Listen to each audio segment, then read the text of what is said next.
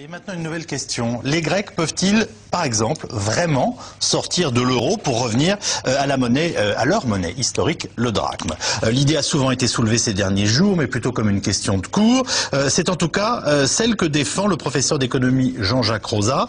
Il a reçu nos équipes à Sciences Po aujourd'hui même et pense qu'un retour du drachme en Grèce, suivi d'une dévaluation, est sans doute la meilleure solution. Bref, pour ce spécialiste, c'est bien l'euro dont il conviendrait de sortir, et même aussi pour la France. Elisa Coudray, Nicolas Baillargeau. Est-ce que la Grèce doit sortir de la zone euro? Je crois qu'elle n'a pas d'autre solution, car d'une part, les gouvernements européens et le Fonds monétaire lui prêtent de l'argent, mais assorti de conditions, c'est-à-dire pratiquer une politique d'austérité et de réduction des déficits publics. Alors cette politique d'austérité va conduire à ralentir la croissance grecque encore davantage. Et quand la croissance se ralentit, les recettes fiscales diminuent et les demandes de subventions et de dépenses sociales augmentent, ce qui creuse les déficits. Donc il n'y a pas de solution dans cette direction. Et la Grèce va se trouver dans une situation pire, probablement dans quelques mois, qu'elle ne l'est aujourd'hui. Tandis que si elle décide de sortir de la zone euro, de retrouver l'autonomie de son taux de change, à ce moment-là, elle peut pratiquer, et elle doit pratiquer, une dévaluation importante qui lui permettra de relancer ses exportations, donc sa croissance.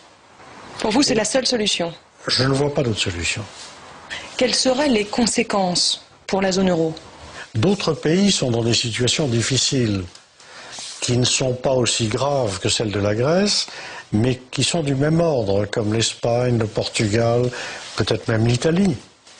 Donc ces pays, voyant que la Grèce sort de la zone euro, et si cela se passe de manière pas trop catastrophique, ils peuvent être conduits à s'interroger sur l'opportunité de sortir eux-mêmes de la zone euro.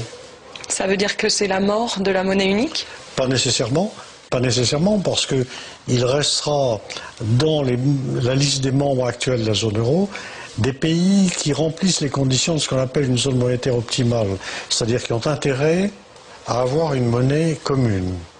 Et ces pays, en gros, c'est l'Allemagne et certains de ses voisins, probablement l'Autriche, peut-être les Pays-Bas ou éventuellement le Danemark.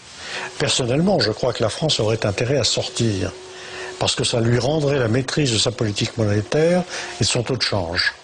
Et la performance que nous avons eue dans les 8 ou 10 dernières années n'est pas bonne du tout. Donc si nous avions une monnaie indépendante avec un taux de change indépendant, je pense que nous aurions une croissance nettement plus forte. Jean-Jacques Rosa, il n'est pas brigade rouge, hein. Il est patron du MBA. Non mais je le dis qu'on entendait il y a 2 minutes. Voilà, il est patron du MBA à Sciences Po, où vous êtes vous-même professeur, et il nous dit, écoutez, c'est sans doute ce qu'il y a de mieux pour les Grecs, et c'est peut-être ce qu'il y aurait de mieux pour la France, sortir de l'euro. Oui, c'est un économiste sérieux, il est pro-libéral, il est pour le marché. Eurosceptique, quoi, dans tous les sens du terme, si je puis dire. Il a toujours été opposé à l'euro, il a toujours combattu cette monnaie commune. Maintenant, là, c'est vrai qu'on est impressionné par sa proposition à ce moment-là, parce qu'aujourd'hui, dans un tel contexte, que ce soit en Grèce ou en Europe, on a vraiment besoin de multiplier les signes qui, au contraire, assurent qu'il ne faut pas que cela bouge.